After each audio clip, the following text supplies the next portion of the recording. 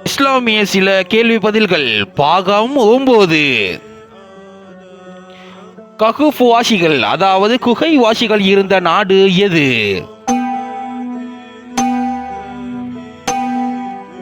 ஜோர்தான். அதிக பொன்மொழிகளை அறிவித்தவர் யார்? அபூ ஹுரைரா ரலியல்லாஹு அன்ஹு. குர்ஆனுக்கு அடுத்தபடியாக ஆதாரத்துக்கு எடுத்துக்கொள்ளப்படும் கிதாபு எது?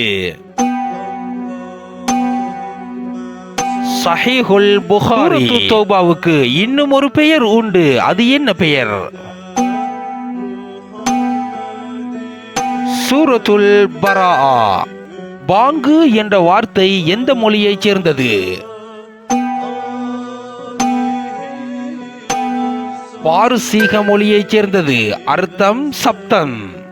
திருமணத்தின் போது மணமகன் மணமகளுக்கு கொடுக்க வேண்டியது எது? மஹர். கண்மணி நாயகம் ஸல்லல்லாஹு அலைஹி வஸல்லம் அன்னவர்கள் ஹதீஜா நாயகியை மணமுடிக்கும் பொழுது கொடுத்த மஹர் என்ன?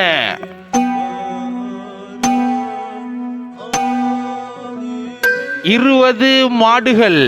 நபிகள் நாயகத்தின் இரு முஅத்தின்களினதும் பெயர்கள் என்ன?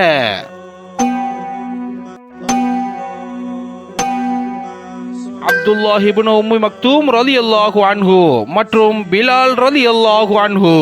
நபிகள் நாயகம் ஸல்லல்லாஹு அலைஹி வஸல்லம் அன்னவர்கள் மன்னர்களுக்கு கடிதங்கள் எழுதுவதற்கு நியமிக்கப்பட்டிருந்தவர் யார்?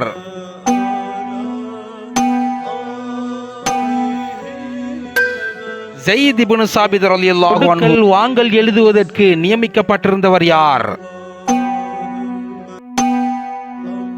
அப்துல்லாஹ் இப்னு அர்கம் ரலியல்லாஹு அன்ஹு.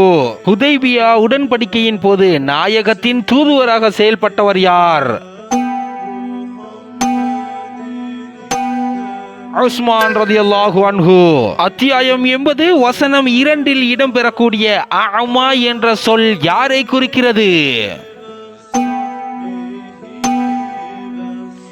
உம்மி மக்தூம் ரலியல்லாஹு அன்ஹு அவர்களை குறிக்கிறது. கண்மணி நாயகத்திற்கு மொத்தம் எத்தனை குழந்தைகள்? அதில் ஆண் குழந்தைகள் எத்தனை, பெண் குழந்தைகள் எத்தனை?